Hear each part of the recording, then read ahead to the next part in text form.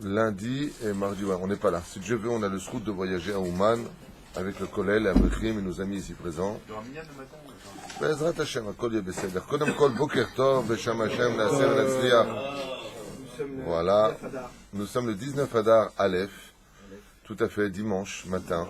Baruch Hashem fait une belle journée. Shtabach Shemolad. Et on est le 28 du mois de février, si je ne m'abuse. 28, c'est ça? Ouh, Rabbi David, mon Chomprat Tzadik. On est dans le Baal Pele-Yoetz. On fera 2 études aujourd'hui. Pele-Yoetz, c'est comme on n'est pas là cette semaine, puisqu'on part, on a le mérite d'aller sur la tombe de Rabbi Nachman, prier pour tous ceux qui nous soutiennent aussi en même temps. Bezrat Hashem, prier pour tout le peuple juif sur la tombe Bet Haïm de Rabbi Nachman, de qui Rabbi Yitzhak de Berditchev, le Baal Shem Tov. Bezrat Hashem, on a un circuit à faire comme ça. Shniske lirot besimchat tzadikim ve'am Israël. Bezrat Hashem. Qu'est-ce que je voulais dire d'autre? On commence. Oui, après on fera bien entendu, c'est ça, la Megillah. Parce qu'il faut absolument qu'on finisse les Midrashim avant d'arriver à Megillat Esther le jour même. Il y a doigt à propos de Pele-Yoetz. Divrei Chachamim, la parole des sages. Nous dit ici le Baal Pele-Yoetz. Rabbi Eliezer Papo Zchuto Tegan Alenu. Il y a doigt chez Chamurim Divrei Chachamim et Divrei Torah. La parole des sages est à prendre encore plus au sérieux, est à prendre avec plus de gravité que ce que nous enseigne la Torah elle-même. C'est-à-dire que si une personne, a le malheur, je dis bien le malheur, de dire, ça c'est les rabbanim qui ont écrit, il faut savoir que cet homme-là n'a pas de part au monde futur, klal.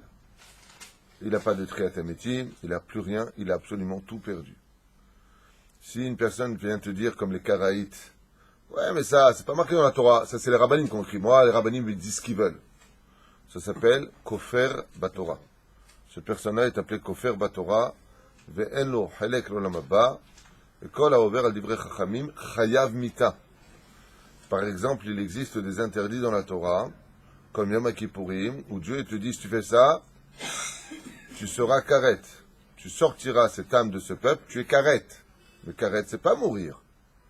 Aval, si les chachamim, ils disent quelque chose, et que tu es mezalzel bidivrei chachamim, alors à cause de cela, les tsarenu arabes, cette personne n'est déjà plus karet, elle est mise à mort dans les cieux. Le Beddin d'en haut se réunit, et on considère que cette personne, bien entendu, est condamnable.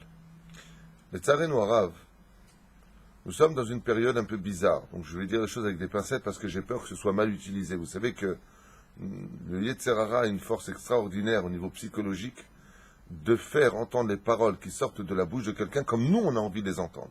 C'est-à-dire, tu peux dire une parole et 2 personnes vont sortir en disant il a dit ça, l'autre il a dit ça. Je vais essayer de faire un effort supplémentaire pour que tout le monde sorte avec la même pensée. C'est pas évident. Chez Vim Panim la Torah, vous avez vu ce qui se passe, Dieu a dit une parole dans la Torah, on a 1 million de livres qui viennent expliquer ce qu'il a dit. C'est pas évident. Et pourquoi c'est comme ça? Pourquoi il y a tellement de mahloket? Parce que si la Torah était définie, si la Torah était mesurée, si la Torah avait un commencement et une fin, alors il n'y aurait pas de mahloket. Pourquoi il n'y aurait pas de conflit? Parce que tant que tu peux définir une chose, tu peux la contrôler.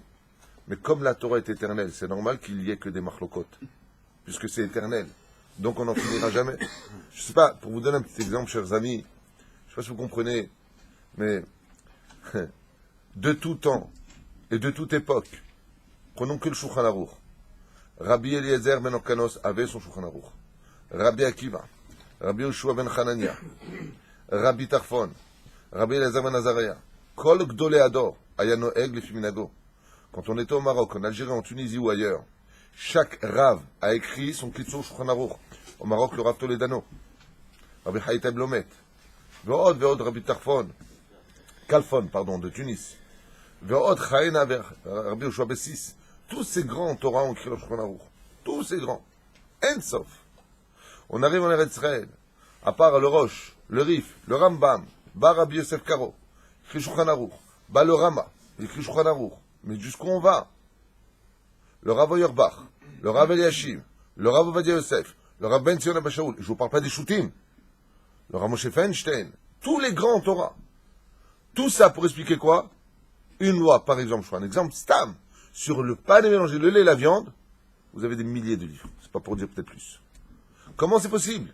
Imaginez maintenant que pour le code de la route, vous avez vu le code de la route. Pourtant, on y passe beaucoup de temps sur la route.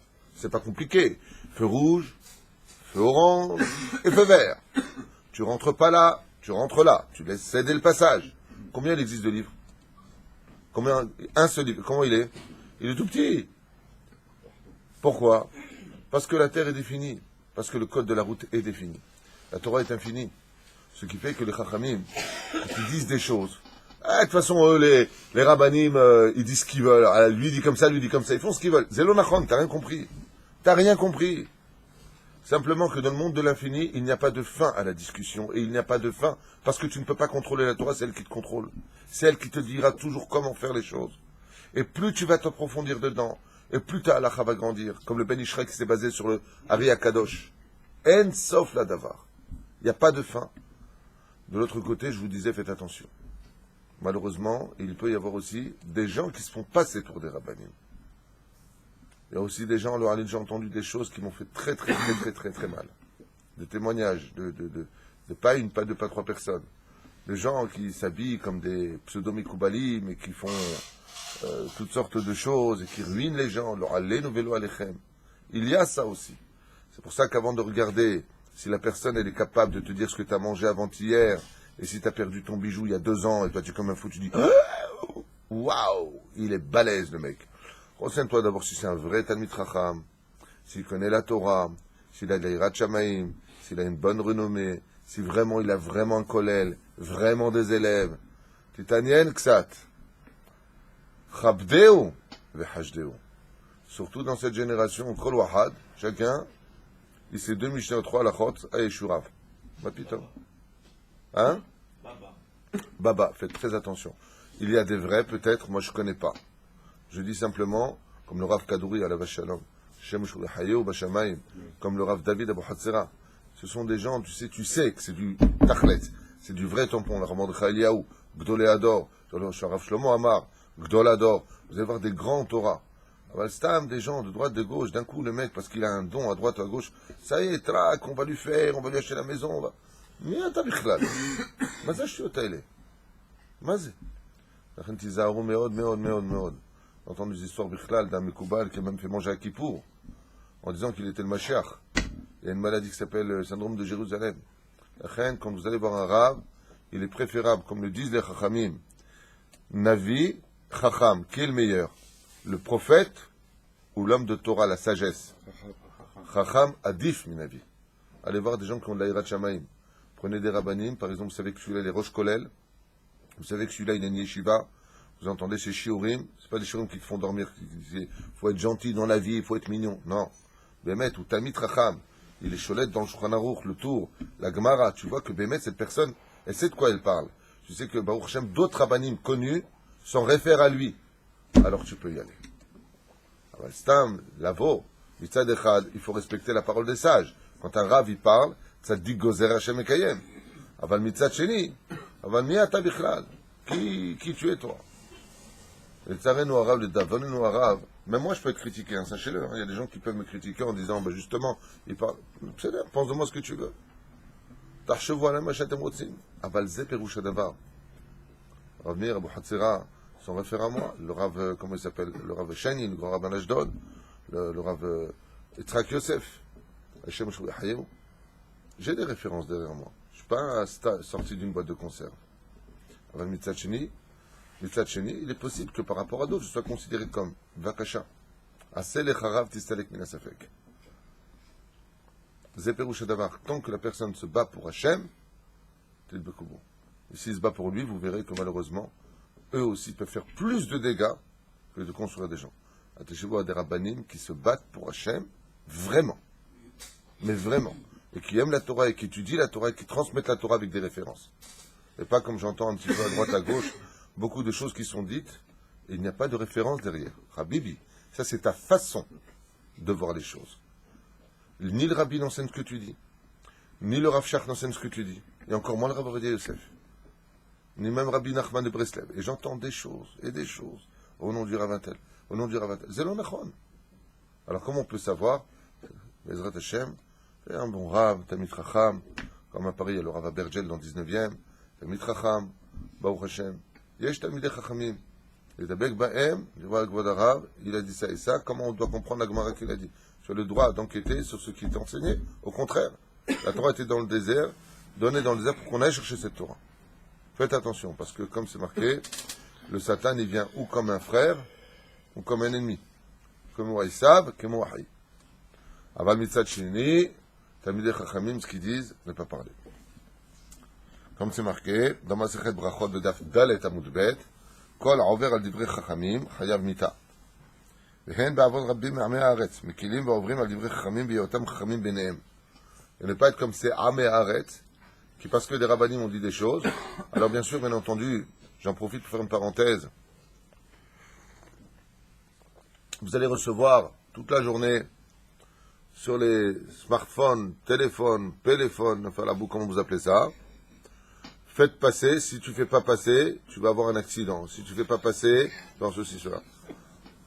Rabotai, takshivu tov. Tant que vous recevez pour une maladie de quelqu'un, il faut prier pour lui. Vous faites passer, ta voix les chabracha, ça va. Surtout, ne coupez pas le truc. D'abord, je fais ce que je veux. T'as pas à me dire surtout. Bezrat Hashem, si vous pouvez. Mais d'autre côté, si tu fais pas passer, par exemple, le Rav Shtubulu, il a dit qu'il faut jeûner aujourd'hui. Celui qui n'écoute pas le Rav Shtubulu, il va mourir dans la semaine. Vous prenez ce message, vous l'envoyez directement à la poubelle, et surtout, vous ne le faites pas passer. Pourquoi vous ne le faites pas passer? Parce que tant que ce n'est pas les Gdolé Ador qui parlent, on n'a écouté personne. T'as entendu le Rav Kanevski qui a dit qu'il fallait jeûner tel jour? Non.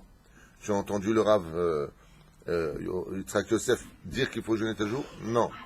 Azmiyata bichlal. Mata mafri al-am.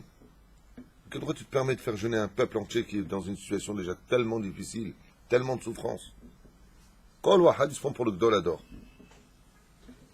La reine, faites attention à ce genre de message. Surtout qu'on a découvert aussi qu'il y a des sectes qui font passer des messages dans les téléphones.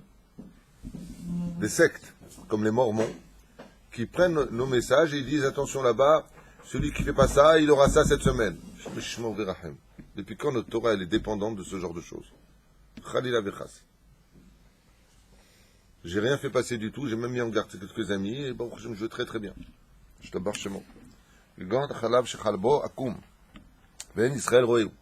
Alors il dit comme par exemple, le Bet Yosef, contrairement à propos du lait et de la viande, le Bet Yosef par rapport au Rama, repris par Rabbi Moshe Feinstein à la Vachalom dans son livre Igrot Moshe, il dit que pour les Ashkenazim, ils ont le droit de consommer du lait, parce qu'aujourd'hui il est moderne, il est mis dans des cuves, il y a le ministère de la Santé qui s'en occupe, en plus de ça, le lait de chamel et le lait d'ânesse valent beaucoup plus cher que du lait de vache.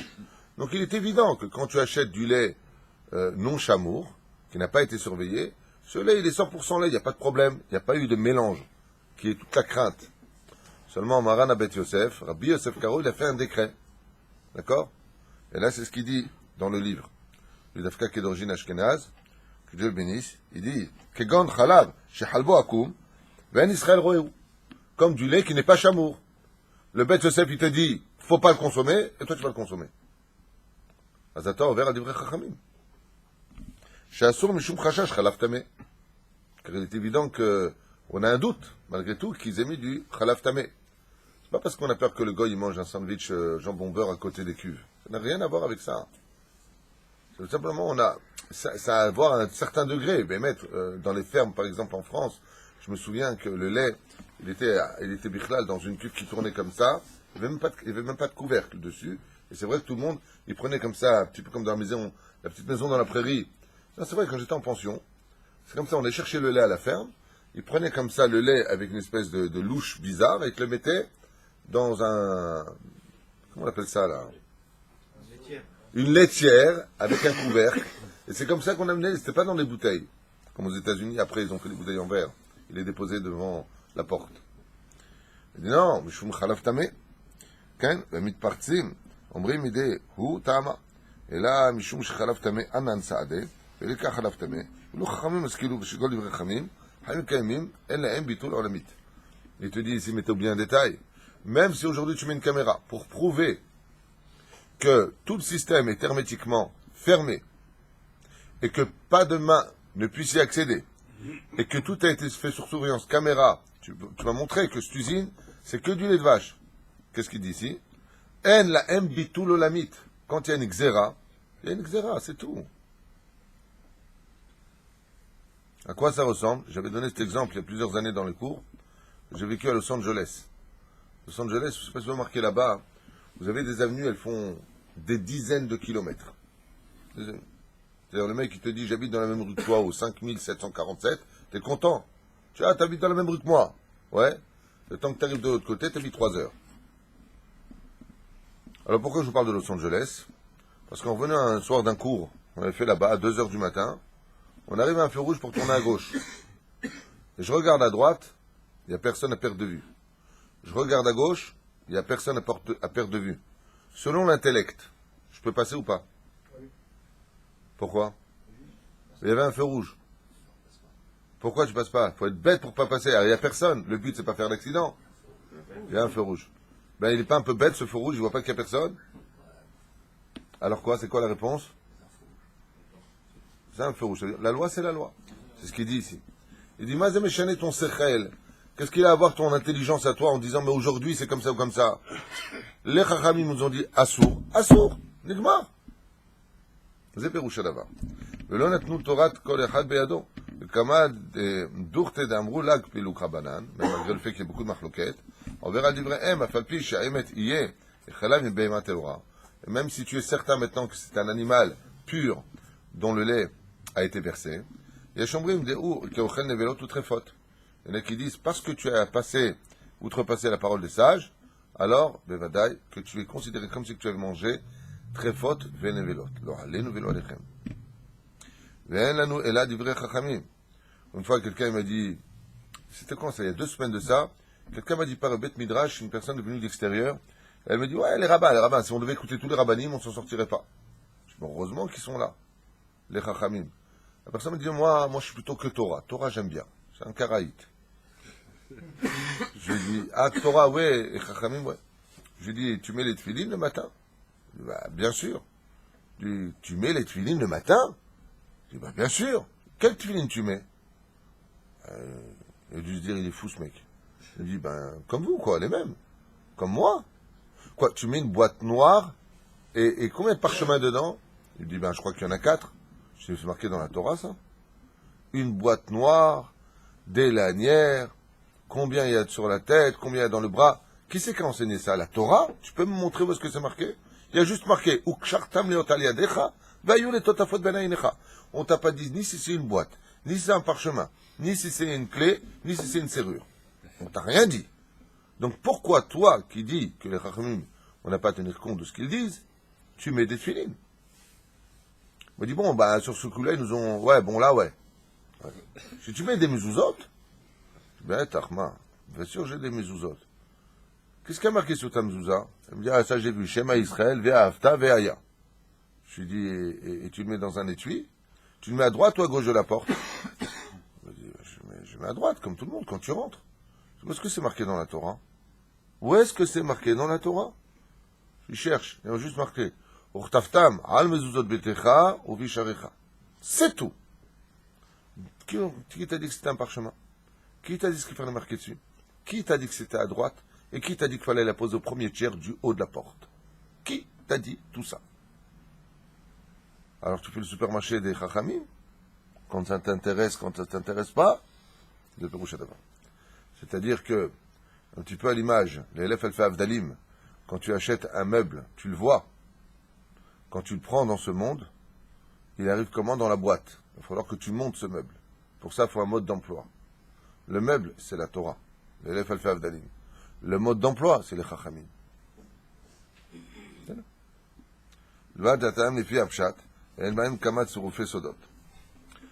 Alors ici, il rajoute quelque chose de très important.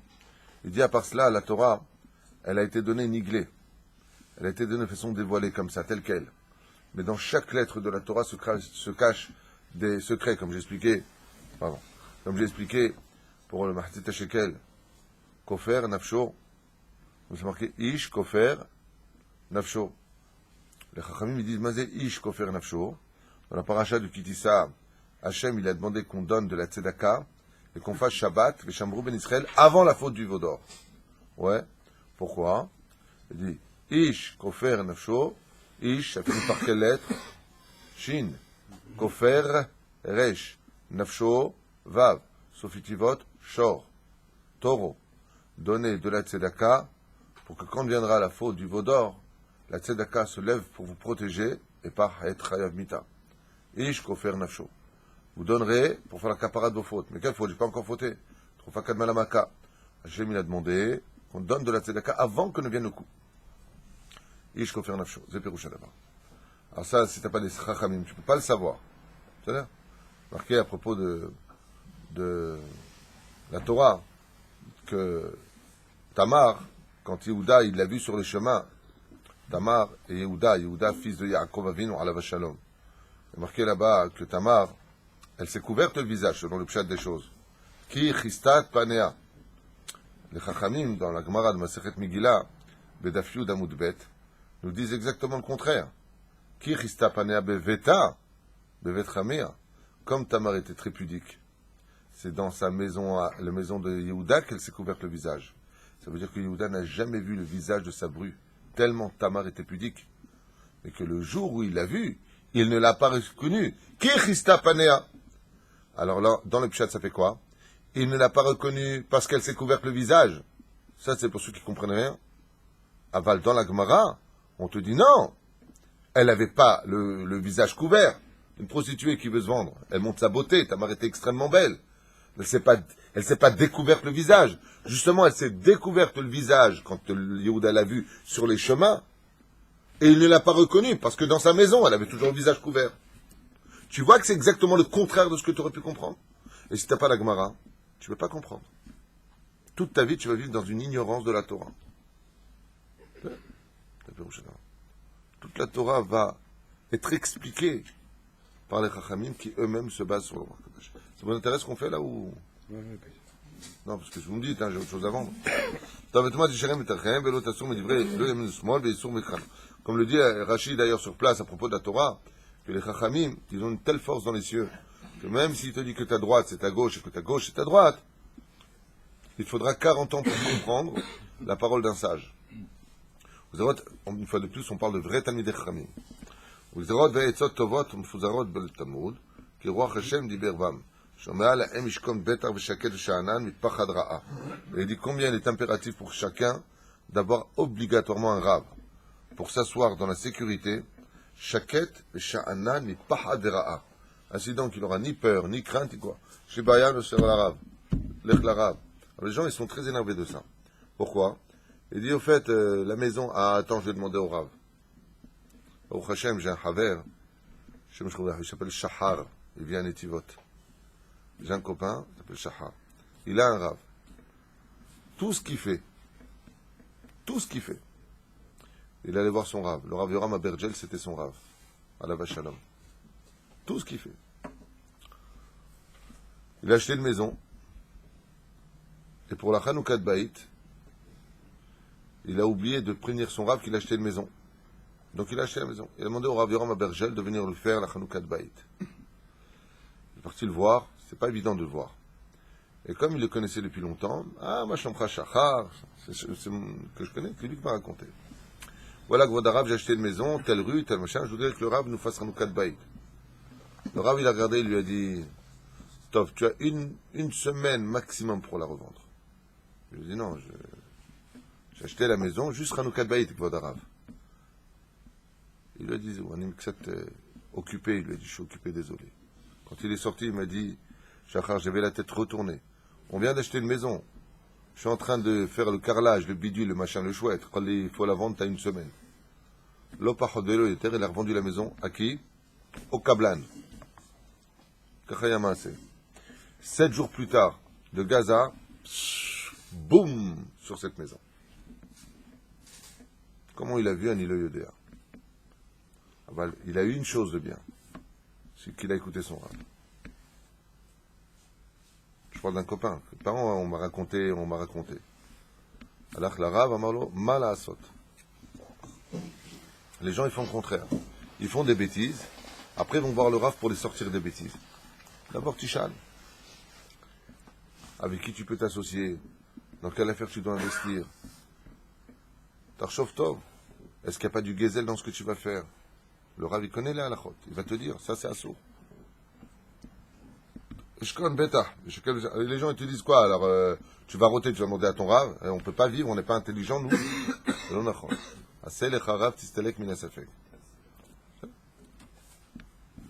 Bon, vous n'avez pas à toutes les secondes l'appeler non plus. En tout cas, s'il y en a qui veut m'appeler toutes les secondes, moi, vous me laissez tranquille. Même ça, j'ai 80 mails par jour, la vérité. Les téléphones, tout le monde sait Shabbat, je passe mon temps à répondre à tous ceux qui ont écrit avant Shabbat. Les mérodes de caché. Ah bah, tant qu'on peut aider, et tant que ça marche, tant mieux. On est là pour ça. On va, il y a dit, Asat avec Ochi, Viskibatav, Divrei, Em, Fuzarim, Talmud, Vezora, Kadosh, Midrashim, Ushar, Sparim, Viyat Hashem, Atova, Aela, Bekuntres, Orotelim, Ashra, Adam, Shomad, Li, Lishkod, Aldaltot, Kuntresi, Aniskar. Donc il dit, heureux l'homme qui s'assoit sur mes livres, Veishma, Chakram, Yosef, Lekar, Velo, Yarbor, pour ajouter de l'intelligence, et il n'évitera pas de dire cela, qui colle au verra livré, Em, Kedai, ou Lahouv, Benafsho, car tout celui qui ose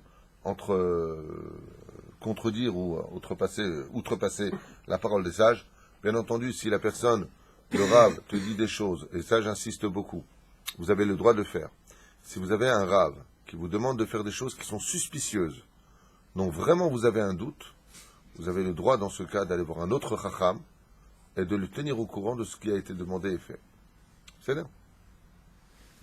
Ayama Ase, Lo alenu velo alechem, d'un Rav qui a demandé à une jeune fille d'aller au mikvé. Il a demandé à une jeune fille d'aller au mikvé. Et tout ce que faisaient ces jeunes ces filles-là, le Rav, il était grand Torah, et il faut aller au mikvé, il faut faire ceci, il faut faire cela. Seulement la balanite, elle a dit à la fille, mais vous êtes trop jeune pour être mariée, vous. Vous avez quel âge? Elle a dit 16 ans. Elle a dit, qu'est-ce qu'ils ont marié au mikvé? Elle dit, j'ai pas le droit de dire. C'est une vraie histoire. Vous n'avez pas le droit de dire. C'est un Rav qui vous a envoyé au mikvé? Elle a dit oui. Mais même si tu veux aller selon la méthode du Ben Ishraï, le Ben Ishraï dit que même les jeunes filles doivent aller au mikvé la veille de Kippour. C'est pas Kippour. Même si tu me dis maintenant je fais Kishitata Ben Ishraï, le Rav Odia est contre cela. Le Rav Ben Ishraï dit oui. Tout le monde doit aller au mikvé la veille de Kippour, y compris les femmes, y compris les vieilles, y compris les non mariés. Peu importe. Comme ça, la date du Ben Ishraï. Le Rav Odia dit non. Votre sarif, c'est pas la peine. Fais à la maison, un bon bain, prépare-toi bien.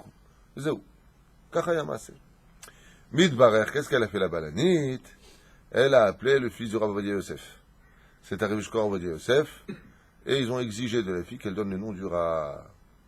Midbarer, après enquête, que ce Rav profitait des jeunes filles.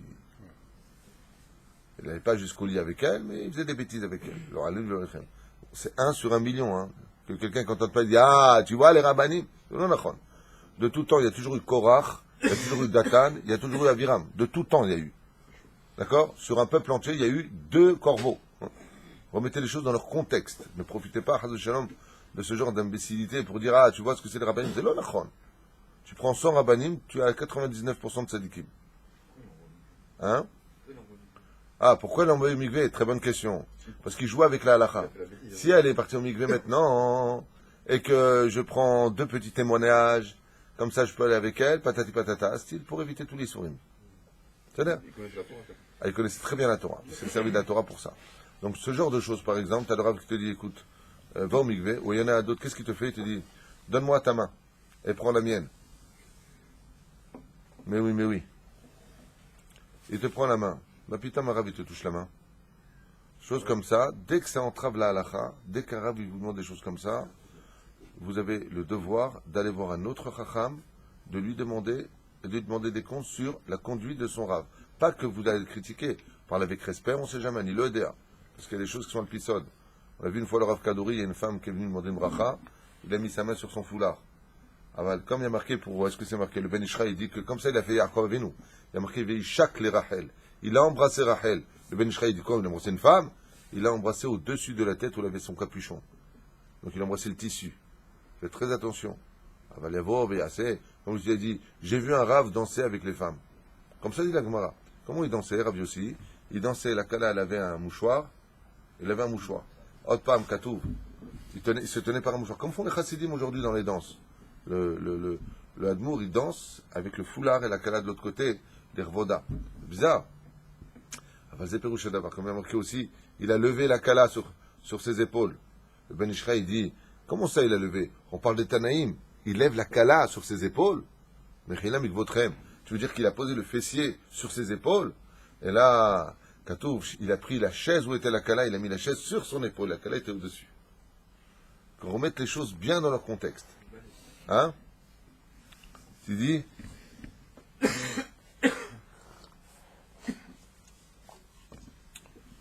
Aïe, aïe, aïe, une personne comme ça, qui contredit les sages, רק זאת שלא ישמע את דברי עצתם הטובה, מצווה לשמוע דבריהם ראויה היא, שתגן עליו ותצליח בכל דרכיו, אמן.